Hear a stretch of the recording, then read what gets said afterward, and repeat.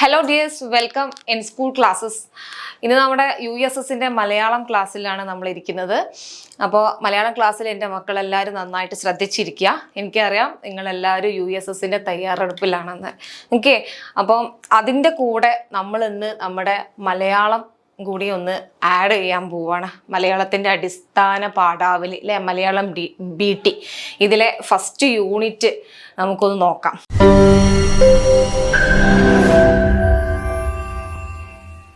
നിങ്ങളെല്ലാവരും ആശങ്കയിലാണ് USS exam എങ്ങനെയായിരിക്കാം അല്ലേ, അതിൻ്റെതായിട്ടുള്ള ടെൻഷനും കാര്യങ്ങളൊക്കെ നിങ്ങൾക്ക് ഉണ്ടായിരിക്കും അല്ലേ. അപ്പോൾ എന്താണ്, USS എക്സാം ഈസി ആക്കാൻ വേണ്ടിയിട്ടാണ് മക്കളെ ഞങ്ങൾ എല്ലാവരും ഇവിടെ ഉള്ളത്. അപ്പോൾ എന്ത് സംശയം ഉണ്ടെങ്കിലും എൻ്റെ മക്കൾ ചോദിക്കുക. അപ്പോൾ എന്താണ്, മലയാളം എന്നത് ഒരു ഈസി ആയിട്ടുള്ള ഒരു ടോപ്പിക് അല്ല, ചാപ്റ്റർ അല്ല, ബുക്കല്ല. ഓക്കെ, അപ്പോൾ ഇനി നോക്കൂ, മലയാളത്തിൽ നമുക്ക് എന്തൊക്കെ പഠിക്കണം എന്നാണ് ഇവിടെ തന്നിട്ടുള്ളത്.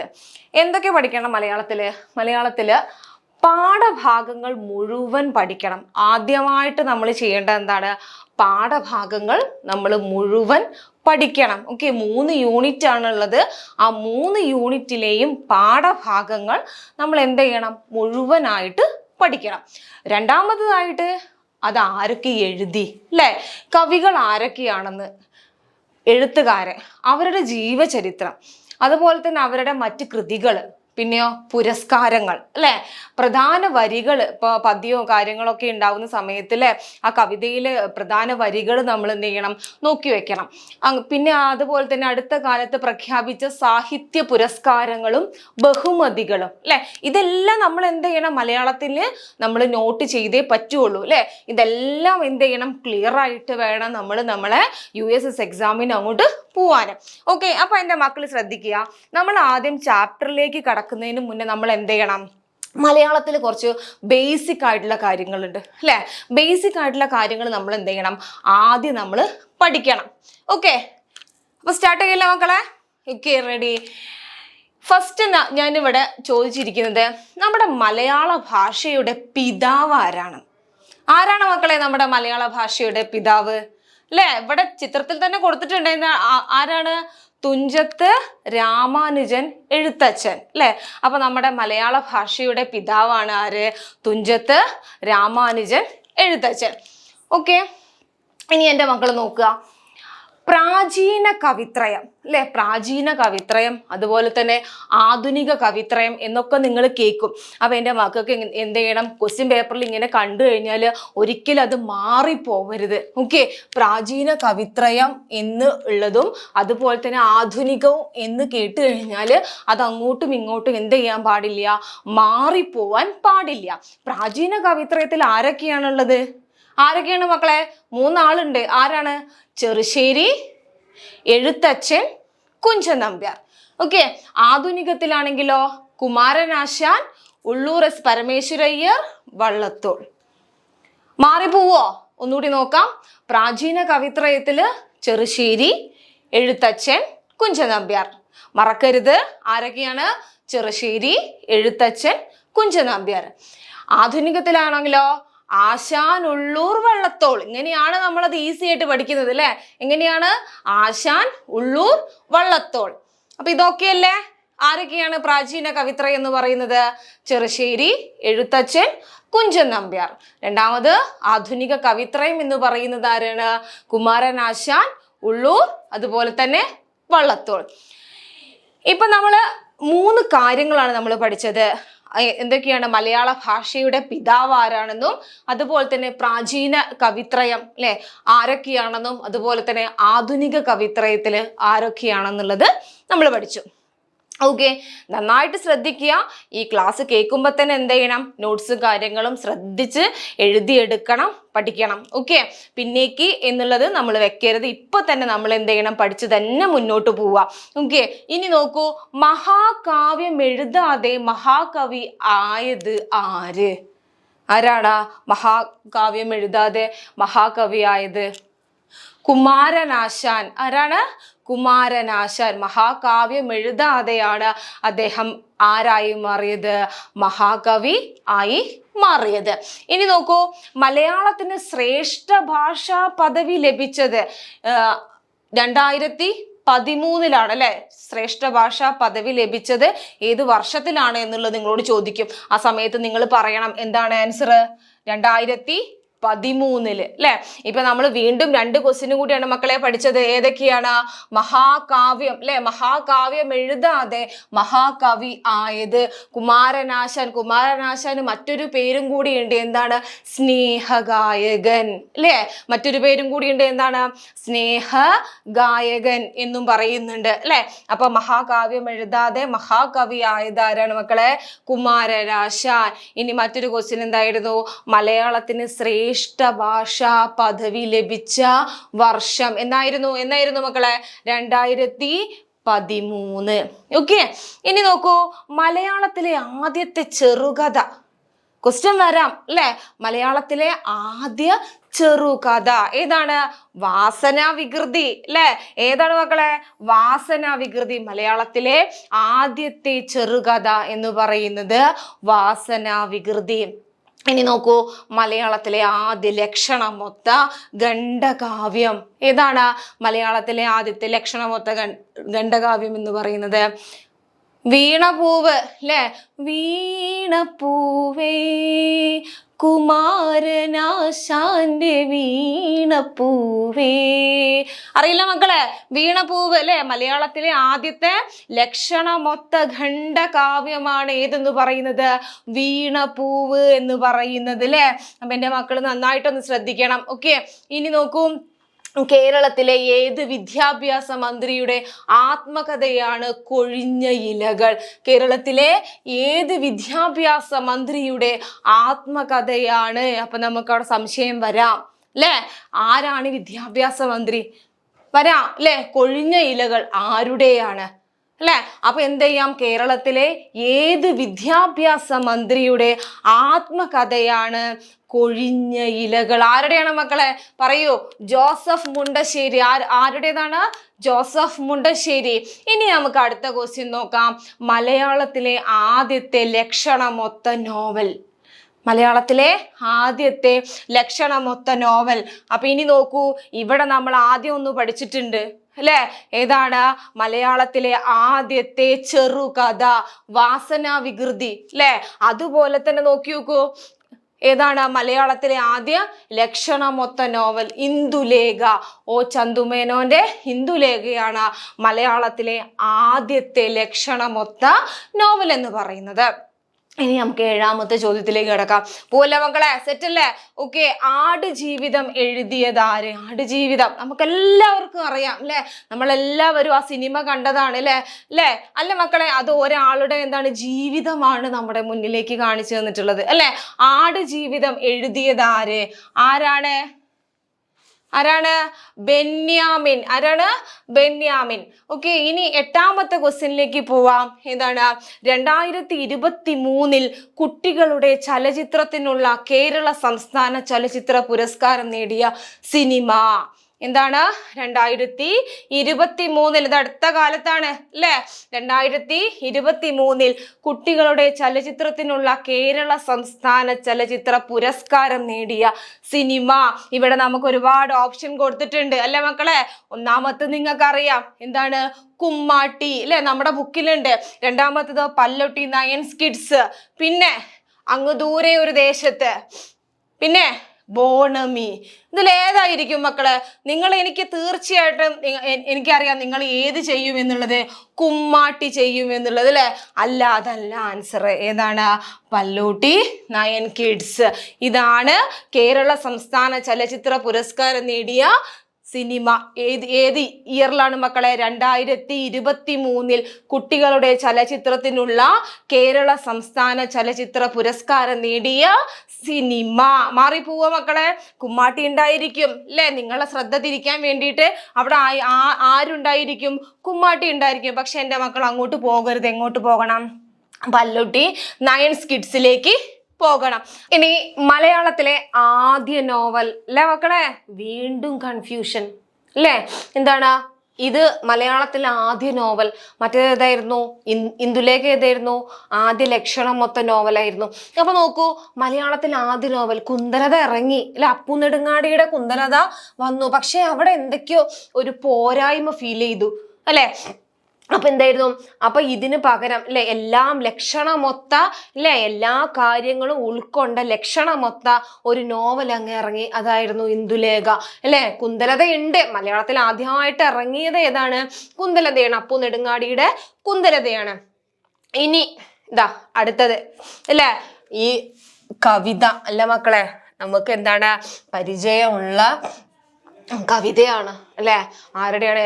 ഒരു തൈ നടാം നമുക്കമ്മയ്ക്കു വേണ്ടി, ഒരു തൈ നടാം കൊച്ചുമക്കൾക്കു വേണ്ടി അല്ലെ. ആരുടെയാണ് മക്കളെ അത്? ഒരു തൈ നടാം നമുക്കമ്മയ്ക്കു വേണ്ടി, ഒരു തൈ നടാം കൊച്ചുമക്കൾക്കു വേണ്ടി. സുഗതകുമാരിയുടെ അല്ലേ. ആരുടെയാണ്? സുഗതകുമാരിയുടെ. ഇത് നമുക്കറിയാം അല്ലെ. ഇപ്പൊ എന്താണ് ജൂൺ 5-നൊക്കെ പരിസ്ഥിതി ദിനത്തിനൊക്കെ ഇതെന്താണ് എല്ലാവരുടെ ഫോണിലും ഉണ്ടായിരിക്കും ഈ പാട്ട് അല്ലേ. ഒരു തൈ നടാം നമുക്കമ്മയ്ക്കു വേണ്ടി, ഒരു തൈ നടാം കൊച്ചു മക്കൾക്കു വേണ്ടി. നമ്മുടെ സുഗതകുമാരിയുടെ ആണ് കവിത അല്ലെ. അപ്പൊ നമ്മൾ എന്ത് ചെയ്യണം? കവിതയുടെ വരികളൊക്കെ നമ്മൾ മനസ്സിലാക്കി വെക്കണം. ഓക്കെ. ഇനി നോക്കൂ ഉണ്മ എന്ന വാക്ക് പിരിച്ചെഴുതിയാൽ അല്ലെ. എന്താണ് ഉണ്മ എന്ന വാക്ക് പിരിച്ചെഴുതിയാൽ അല്ലെ. ഇതിലേതായിരിക്കും മക്കളെ ശരി? ഇതിലേതായിരിക്കും?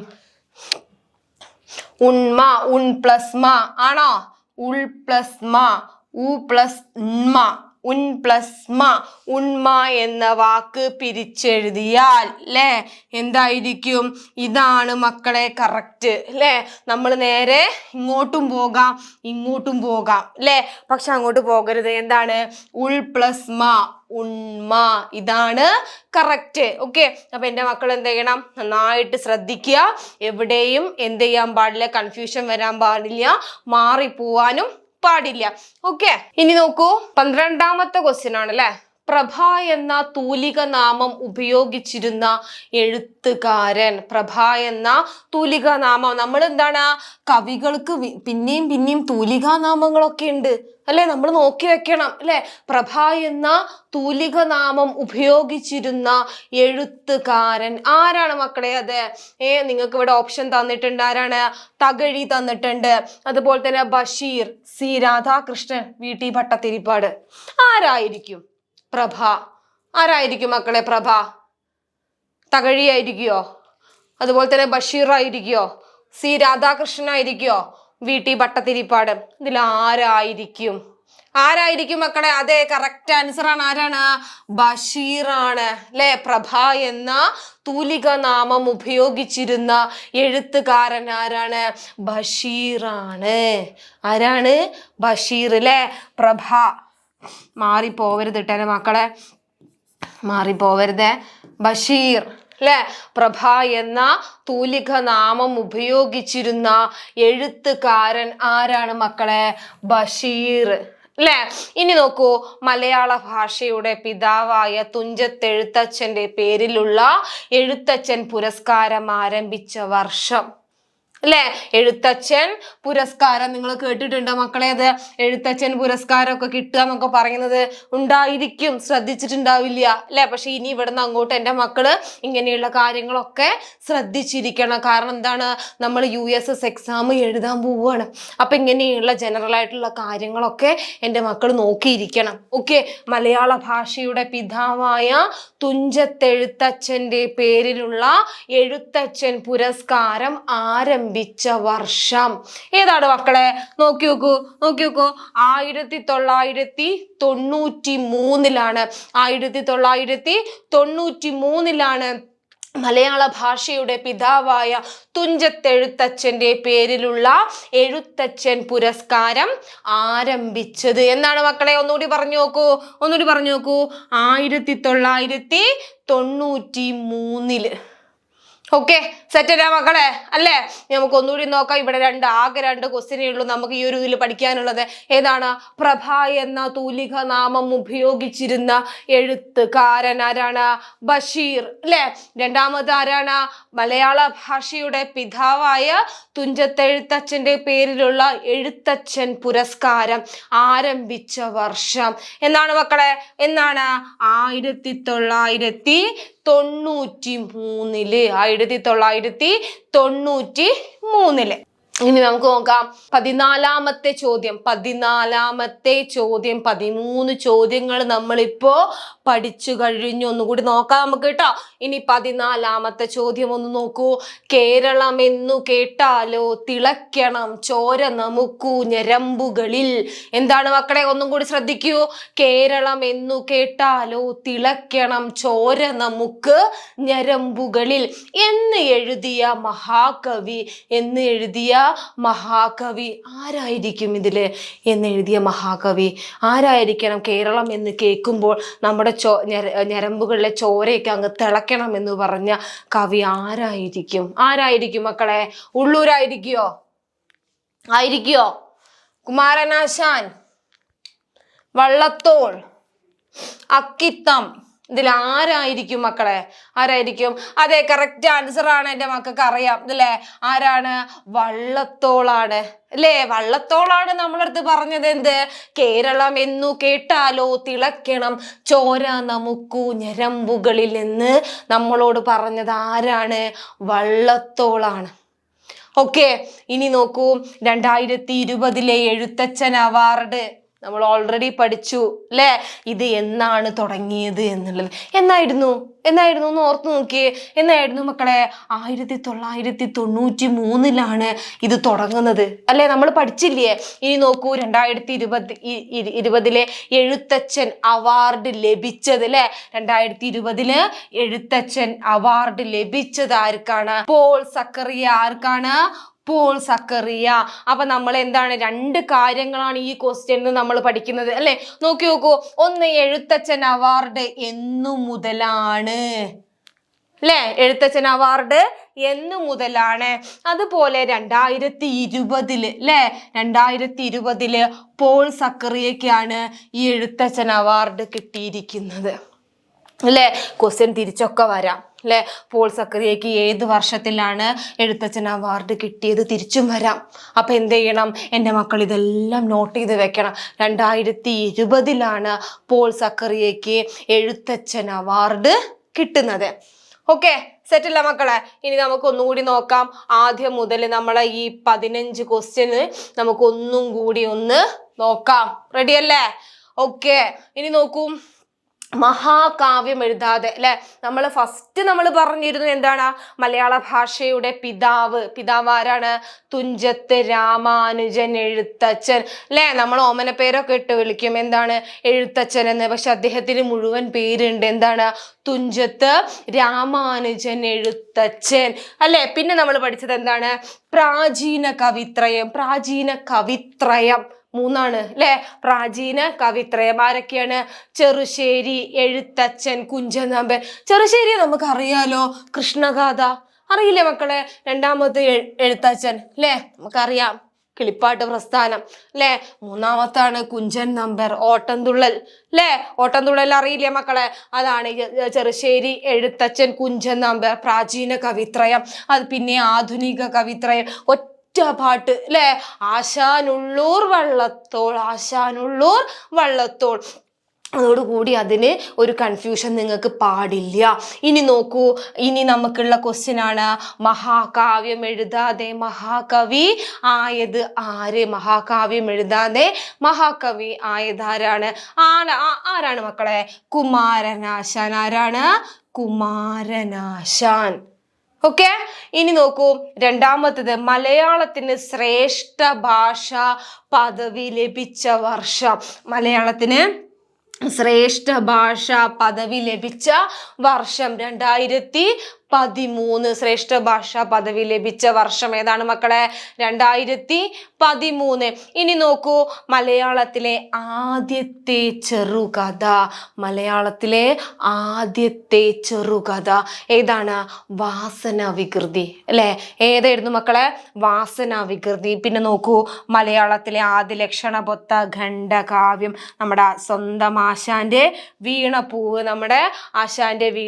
അല്ലെ? മലയാളത്തിലെ ആദ്യ ലക്ഷണമൊത്ത ഖണ്ഡകാവ്യം അല്ലെ? വീണപ്പൂവ്. ഇനി നോക്കൂ, ഇനി എന്താണ്? കേരളത്തിലെ ഏത് വിദ്യാഭ്യാസ മന്ത്രിയുടെ ആത്മകഥയാണ് കൊഴിഞ്ഞ ഇലകൾ? കേരളത്തിലെ ഏത് വിദ്യാഭ്യാസ മന്ത്രിയുടെ ആത്മകഥയാണ് കൊഴിഞ്ഞ ഇലകൾ? ആരുടെയാണ് മക്കളെ? ജോസഫ് മുണ്ടശ്ശേരി. അല്ലെ, മാറിപ്പോകരുത്. എന്താണ്? ജോസഫ് മുണ്ടശ്ശേരി, മറക്കരുത്. ഓക്കെ, ഇനി നോക്കൂ, മലയാളത്തിലെ ആദ്യത്തെ ലക്ഷണമൊത്ത നോവൽ ഇന്ദുലേഖ. ഇന്ദുലേഖ എഴുതിയത് O ചന്തുമേനോൻ. ഓക്കെ, ഇന്ദുലേഖ എഴുതിയത് ആരാണ്? O ചന്തുമേനോൻ. ഇനി നമുക്ക് പരിചിതമായ ഒന്നാണ് എന്താ? ആടുജീവിതം എഴുതിയത് ആരാണ്? ബെന്യാമിൻ. ഇനി നോക്കൂ, 2023 കുട്ടികളുടെ ചലച്ചിത്രത്തിനുള്ള കേരള സംസ്ഥാന പുരസ്കാരം നേടിയ സിനിമ. ഇവിടെ ഞാൻ നിങ്ങളടുത്ത് പറഞ്ഞു എന്താണ്? ഇവിടെ സംശയം വരാം അല്ലേ? എങ്ങനെ? ഇത് നിങ്ങളുടെ ചാപ്റ്ററിന്റെ പേരാണ്. അപ്പൊ നിങ്ങളുടെ ശ്രദ്ധ മാറ്റാൻ വേണ്ടിയിട്ട് അവിടെ ഒരു കുമ്മാട്ടി അങ്ങ് ഇട്ട് കൊടുത്തിട്ടുണ്ട്. പക്ഷെ നമ്മൾ എന്ത് ചെയ്യണം? അങ്ങോട്ട് പോകരുത്. ഇതാ കിഡ്സ് ഇവിടെ കൊടുത്തിട്ടുണ്ട് അല്ലെ? കുട്ടികളുടെ ചലച്ചിത്രത്തിനുള്ള കേരള സംസ്ഥാന ചലച്ചിത്ര പുരസ്കാരം നേടിയ സിനിമ. ഓക്കെ അല്ലേ മക്കളെ? ഇനി നോക്കൂ, മലയാളത്തിലെ ആദ്യ നോവല് കുന്തലത, അപ്പു നെടുങ്ങാടി. ഇനി 10ാമത്തെ ക്വസ്റ്റ്യൻ, ഒരു തൈ നടാം നമുക്കമ്മയ്ക്കു വേണ്ടി, ഒരു തൈ നടാം കൊച്ചു മക്കൾക്കു വേണ്ടി. ആരുടെയായിരുന്നു മക്കളെ? സുഗതകുമാരി. ഇനി ഉണ്മ എന്ന വാക്ക് പിരിച്ചെഴുതിയാൽ എന്തായിരുന്നു? ഉൾ പ്ലസ് മ. മറന്നു പോവരുത്, ശ്രദ്ധിക്കുക. ഓക്കെ, ഇനി പ്രഭ എന്ന തൂലിക നാമം ഉപയോഗിച്ചിരുന്ന എഴുത്തുകാരൻ ആരായിരുന്നു? ബഷീർ. ഓക്കെ, 13ാമത്തെ ക്വസ്റ്റ്യൻ, മലയാള ഭാഷയുടെ പിതാവായ തുഞ്ചത്തെഴുത്തച്ഛന്റെ പേരിലുള്ള എഴുത്തച്ഛൻ പുരസ്കാരം ആരംഭിച്ച വർഷം എന്നായിരുന്നു മക്കളെ? 1993. കേരളം എന്നു കേട്ടാലോ തിളക്കണം ചോര നമുക്കു ഞരമ്പുകളിൽ എന്നെഴുതിയ മഹാകവി ആരായിരുന്നു? വള്ളത്തോൾ. അല്ലെ, വള്ളത്തോളായിരുന്നു. പിന്നെ 2020 എഴുത്തച്ഛൻ അവാർഡ് ആർക്കായിരുന്നു മക്കളെ? പോൾ സക്കറിയയ്ക്ക്. അപ്പൊ ഇത്രയും ക്വസ്റ്റ്യൻ ആണ് മക്കളെ നമ്മള് നമ്മുടെ ചാപ്റ്ററിൽ നിന്നല്ലാതെ നമ്മള് പഠിച്ചിട്ടുള്ള ബേസിക് ആയിട്ട് കുറച്ച് കാര്യങ്ങളാണ് ഞാൻ നിങ്ങൾക്ക് പറഞ്ഞു തന്നിട്ടുള്ളത്. ഇനിയാണ് നമ്മൾ നമ്മുടെ പാഠപുസ്തകത്തിലേക്ക് പോകുന്നത്. ഓക്കെ, ഇനി നമ്മൾ തുടങ്ങാൻ പോകുന്നത് നമ്മുടെ ഒന്നാമത്തെ യൂണിറ്റ്. ഏതാണ് മക്കളെ? നമ്മുടെ ഒന്നാമത്തെ യൂണിറ്റ് എന്ന് പറയുന്നത് ഏതാണ്? കതിർ ചൂടും നാടിൻ പെരുമകൾ. കതിർ ചൂടും നാടിൻ പെരുമകൾ. ഈ നോക്കൂ, നമ്മുടെ ഒന്നാം യൂണിറ്റിലെ ഒന്നാമത്തെ ചാപ്റ്റർ ഏതാണ് മക്കളെ? ഗ്രാമശ്രീകൾ. ഏതാണ്? ഗ്രാമശ്രീകൾ അല്ലെ? കടത്തനാട്ട് മാധവി അമ്മയുടെ ഗ്രാമശ്രീകൾ അല്ലെ?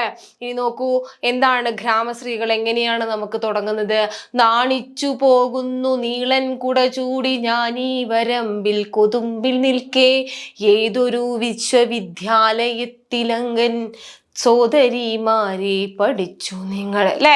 നമ്മുടെ കടത്തനാട്ട് മാധവി അമ്മ എഴുതിയ ഗ്രാമശ്രീകൾ അല്ലെ?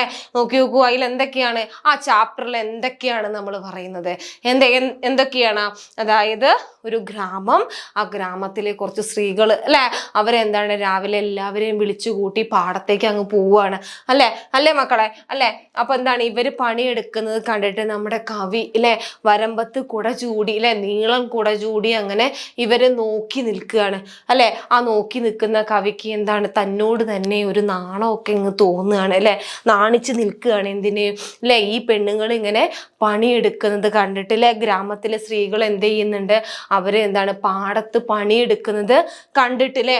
അവരോട് ചോദിക്കുകയാണ്, ഇത്രയും മനോഹരമായ കഴിവുകൾ നിങ്ങൾക്ക് എവിടുന്ന് കിട്ടി അല്ലെ? ഏത് സ്കൂളിൽ നിന്ന്, ഏത് വിദ്യാലയത്തിൽ നിന്നാണ് നിങ്ങൾ പഠിച്ചത് എന്ന് നമ്മുടെ കടത്തനാട്ട് മാധവി അമ്മ ചോദിക്കുകയാണ് അവരുടെ അടുത്ത്.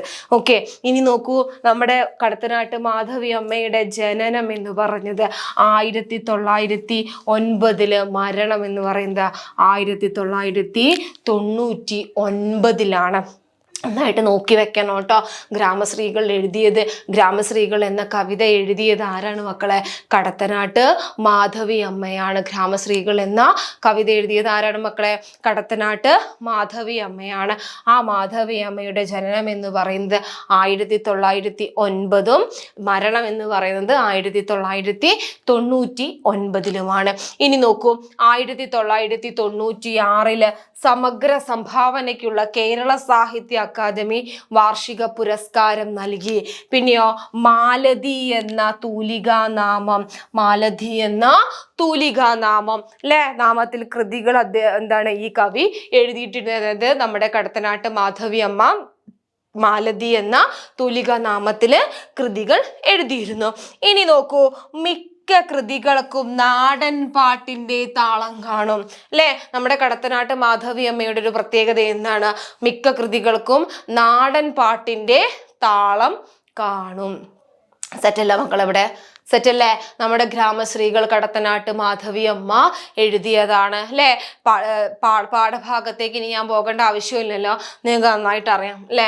അപ്പോൾ എന്താണ് ആ കവിയുടെ, നമ്മുടെ കടത്തനാട്ട് മാധവി അമ്മയുടെ ജനനം എന്ന് പറയുന്നത് 1909 മരണം 1999. ഇനി നോക്കൂ, 1996 സമഗ്ര സംഭാവനയ്ക്കുള്ള കേരള സാഹിത്യ അക്കാദമി വാർഷിക പുരസ്കാരം നൽകി.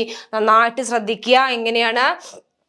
സമഗ്ര സംഭാവനയ്ക്ക് അല്ലെ, സമഗ്ര സംഭാവനയ്ക്ക് കേരള സാഹിത്യ അക്കാദമി അല്ലെ, കേരള സാഹിത്യ അക്കാദമി ഒരു വാർഷിക പുരസ്കാരം നൽകുകയാണ് അല്ലെ. പിന്നെ എന്താണ് മക്കളെ? മാലതി എന്ന തൂലികാനാമത്തിൽ, മാലതി എന്ന പേരിൽ എന്താണ് കൃതികൾ എഴുതിയിരുന്നു. പിന്നെ നമ്മുടെ കടത്തനാട്ട് മാധവി അമ്മയുടെ ഒരു പ്രത്യേകത എന്ന് പറഞ്ഞു കഴിഞ്ഞാൽ എന്താണ്? മിക്ക കൃതികൾക്കും നാടൻ പാട്ടിന്റെ താളം കാണും. എന്താണ്? മിക്ക കൃതികൾക്കും നാടൻ പാട്ടിന്റെ താളം കാണും. ഓക്കെ, ഇനി നോക്കൂ, നാടൻ പാട്ടിന്റെ താളം ഒന്ന് പാടി നോക്കൂ മക്കളെ, ഒന്ന് പാടി നോക്കൂ. നാണിച്ചു പോകുന്നു നീളൻ കുട ചൂടി ഞാൻ ഈ വരമ്പിൽ കൊതുമ്പിൽ നിൽക്കേ, ഏതൊരു വിശ്വവിദ്യാലയത്തിൽ അങ്കനൻ സോദരിമാരെ പഠിച്ചു നിങ്ങൾ അല്ലെ. നാടൻ പാട്ടിന്റെ ഈണത്തിൽ വരാം, പക്ഷെ ഞാൻ പാടിയത് ഇങ്ങനെയാണ്. എനിക്ക് നാടൻ പാട്ടിന്റെ ഈണത്തിൽ പാടാൻ കിട്ടുന്നില്ല. ഇനി നിങ്ങളൊന്ന് പാടി നോക്കുക കേട്ടോ, എൻ്റെ മക്കളൊന്ന് പാടി നോക്കൂ. ഇനി നമുക്ക് നോക്കാം ഈ ഒരു ചാപ്റ്ററിലെ വിഗ്രഹിച്ചെഴുതാം അല്ലെ. വിഗ്രഹിച്ചെഴുതാം എങ്ങനെയാണ്? ഗ്രാമശ്രീകൾ നമ്മൾ എന്താണ് വികസിപ്പിച്ചെഴുതാം എന്നൊക്കെ പറയും അല്ലെ. അപ്പൊ അതുപോലെ തന്നെ വിഗ്രഹിച്ചെഴുതാം. ഗ്രാമശ്രീകൾ എങ്ങനെ എഴുതാം നമുക്ക്? ഗ്രാമത്തിൻ്റെ ശ്രീകൾ. ഗ്രാമശ്രീകൾ എന്ന് പറഞ്ഞാൽ ഗ്രാമത്തിൻ്റെ ശ്രീകൾ. ഇനി നോക്കൂ, വിശ്വവിദ്യാലയം നമുക്ക് എങ്ങനെ എഴുതാം മക്കളെ? വിശ്വമാകുന്ന വിദ്യാലയം, വിശ്വമാകുന്ന വിദ്യാലയം. പിന്നെ കലാസൃഷ്ടി, കലയുടെ സൃഷ്ടി. ഓക്കെ, ഇപ്പൊ മനസ്സിലായോ മക്കളെ? എങ്ങനെയാണ് വിഗ്രഹിച്ചെഴുതൽ? ഇങ്ങനെ വികസിപ്പിച്ചെഴുതുക അല്ലെ. അതിന് മറ്റൊരു പേരും കൂടി ഉണ്ട്, എന്ത്? വികസിപ്പിച്ചെഴുതുക അല്ലെ. എങ്ങനെയാണ്? ഗ്രാമശ്രീകൾ, ഗ്രാമത്തിന്റെ ശ്രീകൾ. വിശ്വവിദ്യാലയം, വിശ്വമാകുന്ന വിദ്യാലയം. പിന്നെ എന്താണ്? കലാസൃഷ്ടി, കലയുടെ സൃഷ്ടി. ഇനി നോക്കൂ, പര്യായ പദങ്ങൾ ഇമ്പോർട്ടൻ്റ് ആണ് കേട്ടോ മക്കളെ.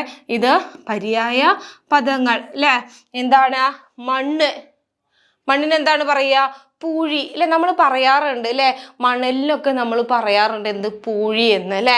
മൃത്ത് നമ്മൾ യൂസ് ചെയ്യാറില്ല. ഓക്കെ, അപ്പൊ എന്താണ്? മണ്ണിന് പൂഴി, മൃത്ത്. ഇനി നോക്കൂ, സൂര്യൻ എന്താണ്? കതിരോൻ, രവി, ദിവാകരൻ. എനിക്ക് തോന്നുന്നു ഇത് രണ്ടുമായിരിക്കും നിങ്ങൾക്ക് കുറച്ചും കൂടി ഈസി എന്ന് അല്ലേ. രവി, ദിവാകരൻ രണ്ടാൾക്കാരുടെ പേരാണല്ലോ. അപ്പൊ എന്താണ്? കതിരോൻ, രവി, ദിവാകരൻ അല്ലെ. ഇനി നോക്കൂ, ആകാശം. നമ്മൾ എന്താണ് ചെറിയ ക്ലാസ് മുതലേ നമ്മൾ പഠിച്ചു വരുന്നതാണ് ആകാശത്തിന്റെ പര്യായ പദം അല്ലെ. വിണ്ണ്, ഗഗനം. അറിയില്ല മക്കളെ നിങ്ങൾക്ക്? സിമ്പിൾ അല്ലേ? ഓക്കെ, ഇനി നോക്കൂ, മഴ, വർഷം, മാരി അല്ലെ. ഈ ആകാശവും മഴയൊക്കെ എന്താണ്?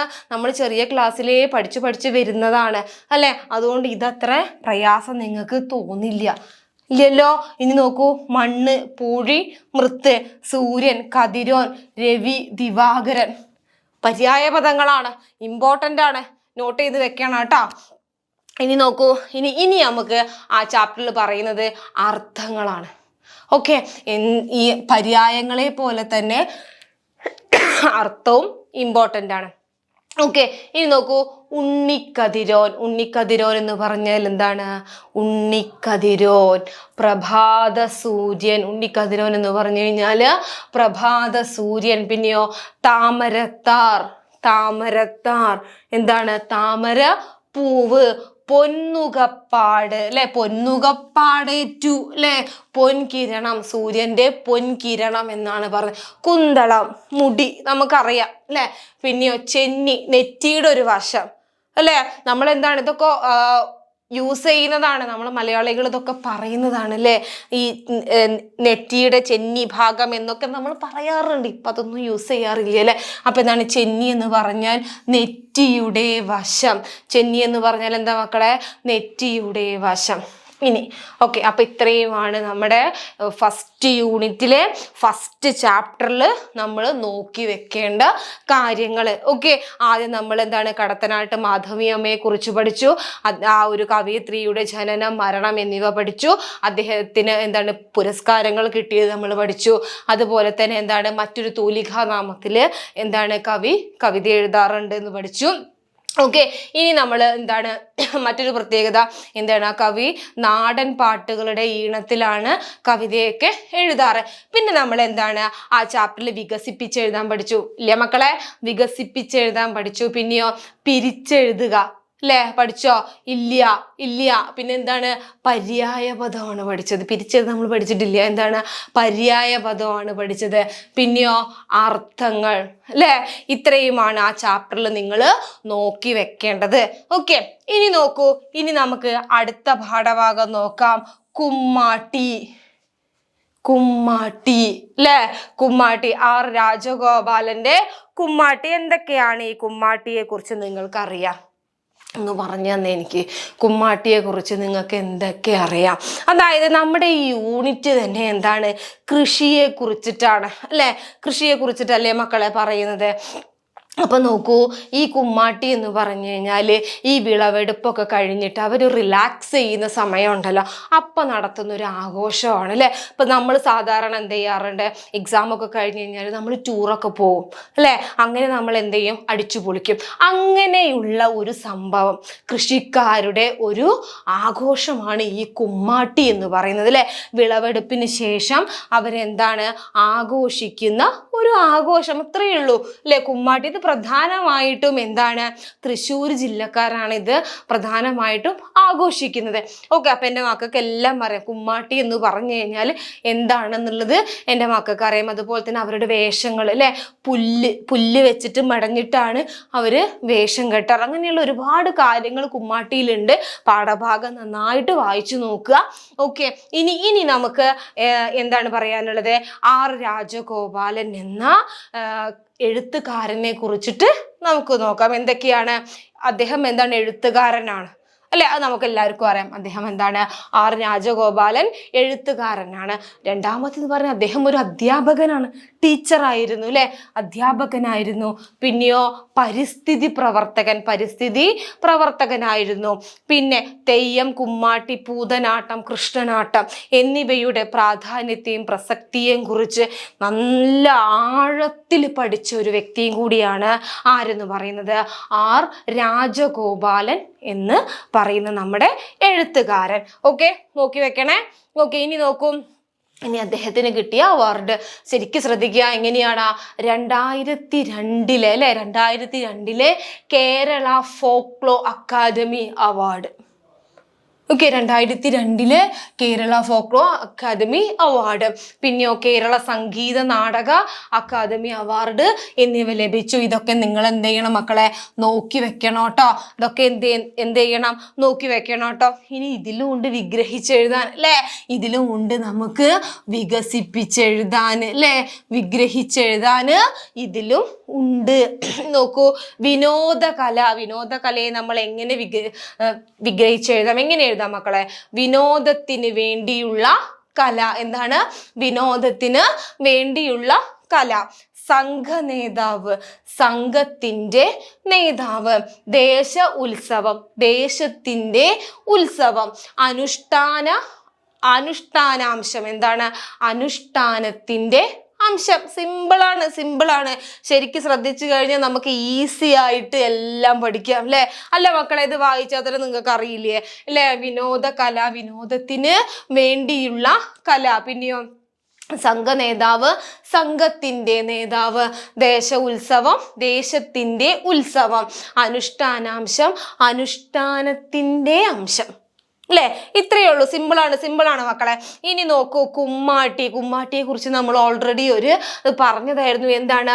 തൃശ്ശൂർ, പാലക്കാട്, വയനാട് തുടങ്ങിയ ജില്ലകളിൽ പ്രചാരത്തിലുള്ള നാടൻ കലാരൂപം. ഒരു നാടൻ കലാരൂപം നമ്മൾ പറഞ്ഞു അല്ലേ?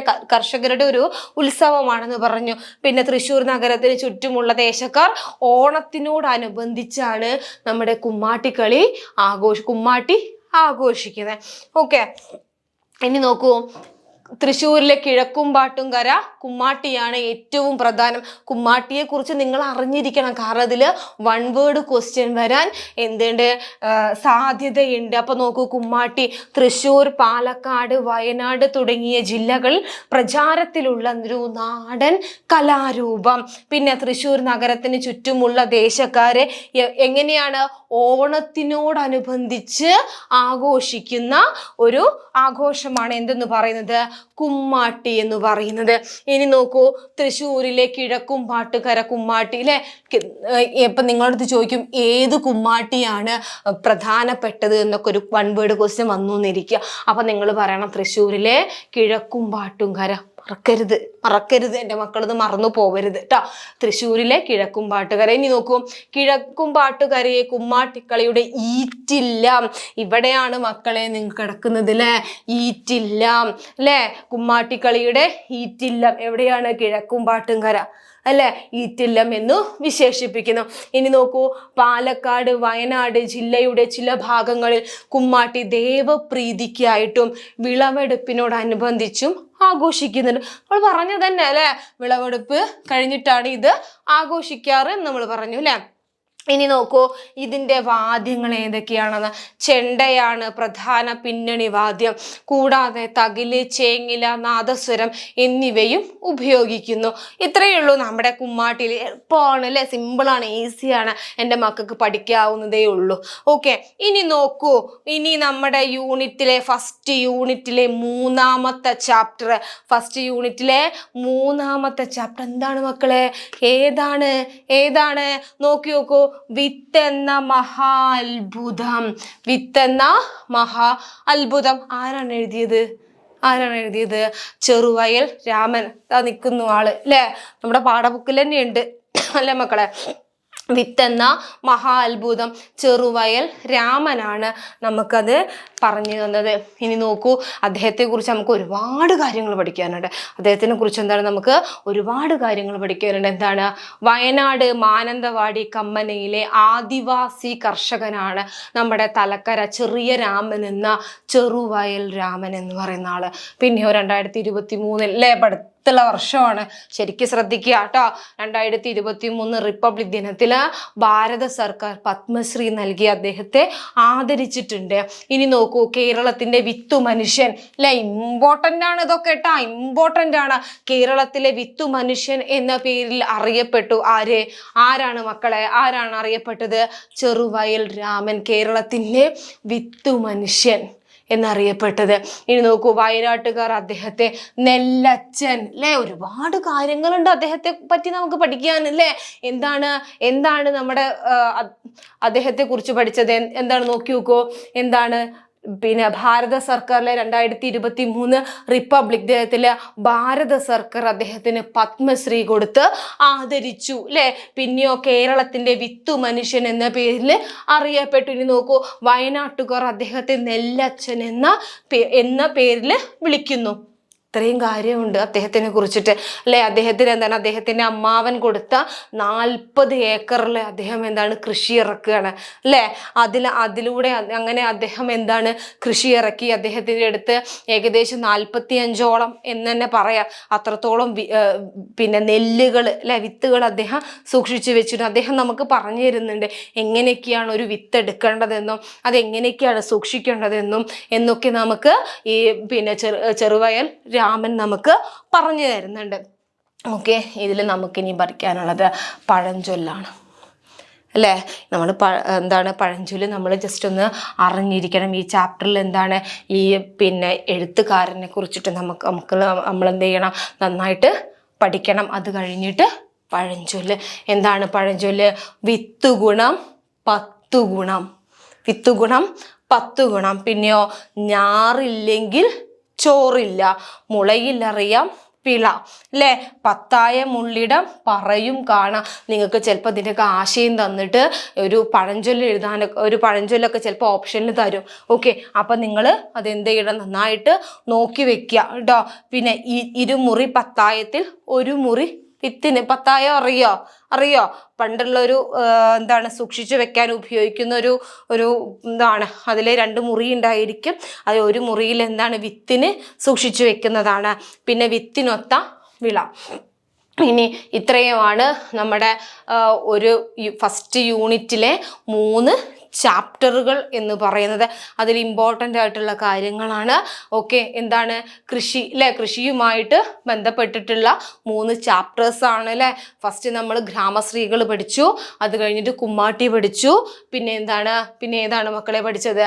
നോക്കി നോക്കൂ, അല്ലെ? വിത്തെന്ന മഹാ അത്ഭുതം, ചെറുവയൽ രാമൻ്റെ വിത്തെന്ന മഹാ അത്ഭുതം. ഇങ്ങനെ 3 ചാപ്റ്റേഴ്സ് ആണ് നമ്മൾ പഠിച്ചിട്ടുള്ളത്. ഓക്കെ. ഇനി ഞാൻ നിങ്ങളടുത്ത് ഒരു ക്വസ്റ്റ്യൻ പറയുന്നുണ്ട്. നിങ്ങളടുത്തൊരു ചോദ്യം എനിക്ക് ചോദിക്കാനുണ്ട്. എല്ലാവരും ആൻസർ പറയുക. ഓക്കെ, ഒരു ചോദ്യം എനിക്ക് ചോദിക്കാനുണ്ട്. ഒരു പാട്ടു പിന്നെയും പാടി നോക്കുന്നിതാ, ചിറകൊടിഞ്ഞുള്ളൊരീ കാട്ടുപക്ഷി. ഈ കവിത, ഈ വരികൾ ആരുടേതാണ്? എനിക്ക് നിങ്ങളുടെ അടുത്തുള്ള ഒരു ചോദ്യമാണ്. നോക്കി നോക്കൂ. ഒരു പാട്ടു പിന്നെയും പാടി നോക്കുന്നിതാ, ചിറകൊടിഞ്ഞുള്ളൊരീ കാട്ടുപക്ഷി. ഈ വരികൾ ആരുടേതാണ്? അപ്പോൾ മക്കളെ, എല്ലാവരും പഠിച്ചിട്ടുണ്ടാവും എന്ന് വിചാരിക്കുന്നു, മനസ്സിലായിട്ടുണ്ടാവും എന്ന് വിചാരിക്കുന്നു. ഓക്കെ, അപ്പം നമ്മുടെ അടിസ്ഥാന പാഠാവലിയിലെ ഫസ്റ്റ് യൂണിറ്റിലെ 3 ചാപ്റ്റേഴ്സാണ് ഇപ്പം നമ്മൾ കവർ ചെയ്തിട്ടുള്ളത്. അത് എഴുതിയ എഴുത്തുകാരെക്കുറിച്ചും കവികളെക്കുറിച്ചും കവിതയെക്കുറിച്ചും നമ്മൾ പഠിച്ചിട്ടുണ്ട്. ഓക്കെ, അപ്പം എന്ത് ചെയ്യണം? എൻ്റെ മക്കൾ നന്നായിട്ട് പഠിച്ചു പോകണം. ഓക്കെ, ഇത്രയും എടുത്തത് എന്ത് ചെയ്യണം?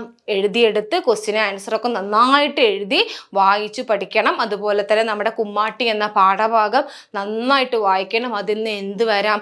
ഒറ്റ വാക്കിൽ ഉത്തരം എഴുതാം, അങ്ങനെ വരാം, അല്ലെ? 1 വേർഡ് ക്വസ്റ്റ്യൻസ് ഒക്കെ അതിൽ നിന്ന് വരാനുള്ള ചാൻസ് ഉണ്ട്. ഓക്കെ, അപ്പം നന്നായിട്ട് പഠിക്കുക. Okay, by.